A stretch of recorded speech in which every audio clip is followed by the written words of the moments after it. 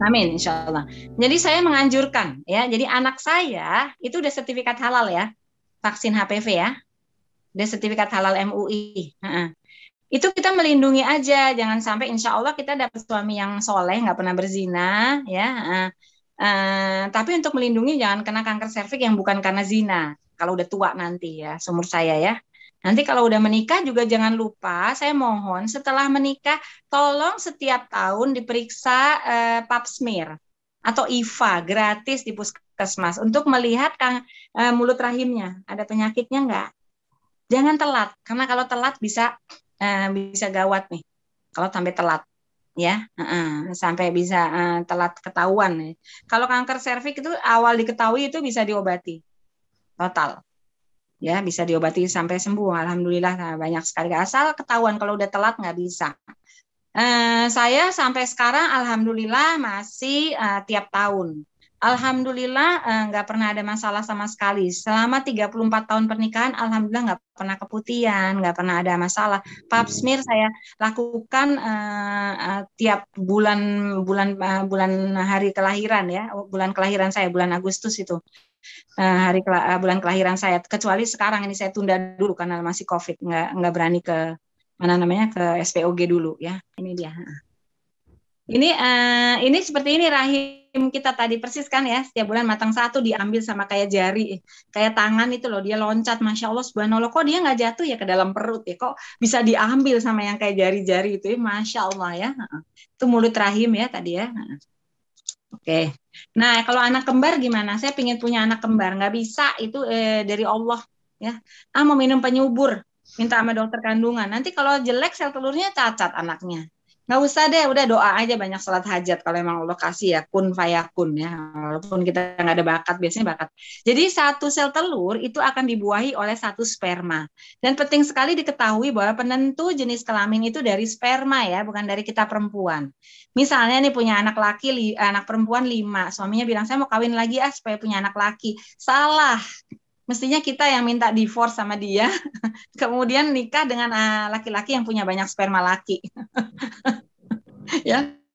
Jadi itu penentu jenis kelamin itu dari laki-laki ya. Sperma itu ada 2 macam. Sperma yang membuat nanti anak laki-laki atau sperma perempuan. XX untuk anak perempuan, XY untuk anak laki-laki. Itu punya 2 ya. Oke. Ini dia ya. Ini lihat nih, bisa, tapi mestinya jadi satu anak nih. Jadi berarti ini jenis kelaminnya sama ya. Mestinya jadi satu manusia, sama Allah dijadikan 2, kun fayakun, jadi 2. Jadi mirip sekali, kalau lihat ada orang yang mirip kembarnya, ya itu berarti dari satu sel telur. Lihat nih, ari-arinya satu ya. Tapi bisa juga seorang perempuan itu matang sel telurnya 2 atau 3 kayak kucing. Kucing itu sekali matang 3, 4, 5, 6 ya. Kemarin ada yang kembar berapa? 11 ya, ada. Matang tanpa penyubur ya, ada yang di luar negeri ya, ada. Itu setiap satu sel telur dibuahi oleh sperma yang berbeda. Lihat nih. Nah, begitu masuk satu sperma, dia akan ditutup pintunya oleh Allah. Nggak bisa masuk yang lain. Saya punya pasien itu 3 kena penyakit kelamin, dia hamil, kena penyakit sifilis, kemudian dia hamil, pacarnya ada 5, dia hubungan seks dengan 5 pacarnya itu. Ya, berzina dengan 5 pacar. Itu bisa diketahui bapaknya sama siapa dengan pemeriksaan gen. Untuk nanti anaknya namanya binti siapa atau bin siapa. Ya kan? Waris segala macam juga harus bertanggung jawab itu bapaknya, walaupun mungkin nggak menikah atau apa. Ya, harus bisa dituntut secara hukum ya. Nah, itu bisa diketahui. Jadi ini ketahuan ya. Jadi satu sperma masuk ditutup pintunya oleh Allah. Jadi bisa ketahuan bapaknya siapa. Makanya kita nggak ada di dalam Islam tuh nggak boleh poliandri. Karena bingung banget nanti kalau misalnya suaminya ada 3 atau 4, ya kan? Itu nanti siapa itu nanti namanya bapak? Ini bapaknya yang mana kan gitu? Bingung, harus periksa gen, ribet banget ya. Itu ini semua ada alasannya berarti. Masya Allah ya. Jadi ini lihat beda ya ari-arinya ya. Jadi penentu jenis kelamin itu dari sperma ya, bukan dari sel telur ya. Oke. Ini ya 30 jam setelah proses pembuahan ya, kemudian ini Nah, ini pembentukan organ penting di bayi ini adalah jangan lupa itu 4 bulan pertama kehidupan. Jadi benar-benar kalau lagi hamil muda tolong ya semuanya. Nggak usah nonton berita, nggak usah nonton yang berita sedih-sedih, nggak boleh sedih, nggak boleh marah, nggak boleh ketakutan, nggak boleh kecewa, ya, nggak boleh benci, ya, itu nggak boleh, dijaga ya, karena ini akan berpengaruh pada pembentukan anak nanti. Terus makanan nggak boleh, semuanya harus makanan sehat, yang nggak boleh ada MSG-nya, nggak boleh ada pewarna buatan, minuman kemasan nggak boleh, kopi kemasan, sukanya itu, nanti anaknya cacat bisa. Karena pembentukan ini penting sekali. Masya Allah, di saya waktu itu saya hamil itu dua-duanya, yang anak pertamanya di Sulawesi Selatan, semua ikan segar ya semuanya, makanan nggak ada. Saya waktu itu pingin banget suatu ayam goreng yang ada cuma di Jakarta, nggak ada di sana. Bikin sendiri semua, ya. Tepungnya asli semuanya ya, alhamdulillah ya. Itu nggak namanya yang instan-instan nggak ada waktu itu juga. Jadi alhamdulillah. Anak kedua di Madiun, ya saya hamil 9 bulan di sana itu benar-benar makanan sehat, pecel ya, ikannya asli, ayam kampung ya, masya Allah sehat anaknya. Dan saya bahagia sekali ya. Jadi nanti minta sama suami jadi suami siaga, ayah siaga. Ketika sedang hamil saya dulu benar-benar disayang, dimanja sama suami. Bahkan suami saya membantu menyucikan baju. Kalau lagi nggak ada ini waktu di sana juga nggak punya yang bantu ya. Nyucikan baju, bantu semuanya. Saya disayang, sering disayang. Makanya saya nggak ada muntah-muntah 3 bulan pertama ya, nggak ada. Kehamilan itu biasanya dari emosi, ada muntah segala macam ya. Tolong ya, ini makanan sehat tanpa pengawet, MSG, pewarna buatan, semuanya bikin sendiri ketika hamil. Oke, 1, 2, nggak boleh tadi ya, emosi dijaga. Tolong nonton yang indah-indah aja. Nah, misalnya nonton pemandangan-pemandangan indah, ya, tentang binatang yang indah. Semua lihat pemandangan yang bersyukur supaya kita bahagia. Anaknya nanti beda, ya. Lihat ya, ini penting sekali ya. Nanti tolong ya, ini sebagai calon ibu semua, bismillahirrahmanirrahim. Oke. Ini sudah saya lakukan berhasil, Masya Allah, Alhamdulillah. Nanti bicara sama suami ketika proses ta'aruf, saya mau begini, begini, begini. Saya waktu itu bikin perjanjian ya, perjanjian pernikah nanti penting. Saya bikin perjanjian, saya trauma karena saya dari keluarga broken home. Saya minta bahwa saya tidak bersedia, tidak sanggup, tidak mau dipoligami karena trauma. 1, 2, KDRT saya tidak mau. Nggak mau dibentak, nggak mau, apalagi dipukul, bentak aja saya nggak mau. Tolong nanti dibilangin saya kesalahannya apa dengan cara baik-baik. Saya bilang gitu sama suami. Saya tidak bersedia itu. Gitu. Waktu itu belum ada perjanjian pranikah seperti sekarang. Waktu itu saya cuma tulis. Terus saya tetap mau bekerja setelah menikah, boleh atau enggak. Saya mengambil S3 kalau bisa, dan ini belum kesampaian. Kalau bisa saya tetap mau, boleh apa enggak? Itu boleh.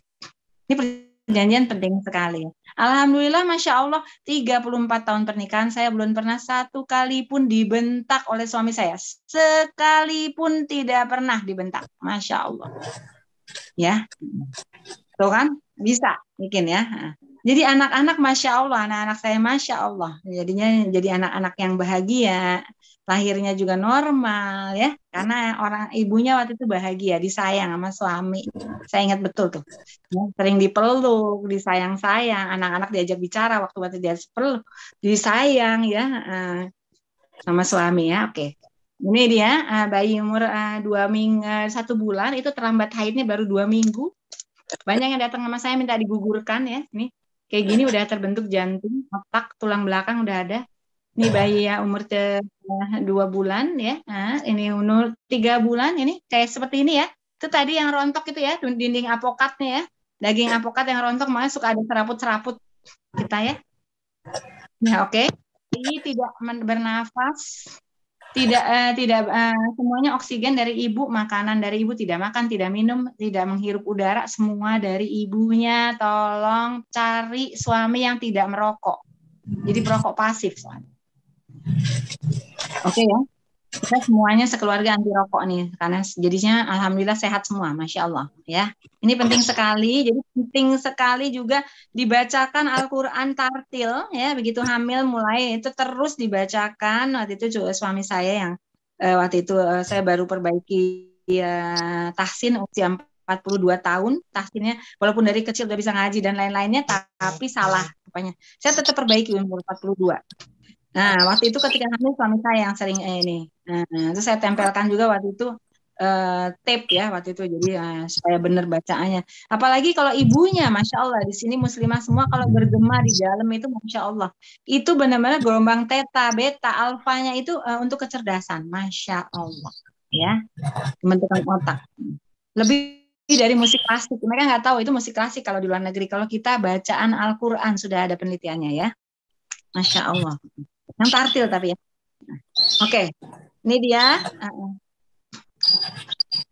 Nah, ini juga mulai konsep-konsep untuk anak nanti tolong dari kecil begitu sudah ada bayi di kandungan konsep ya.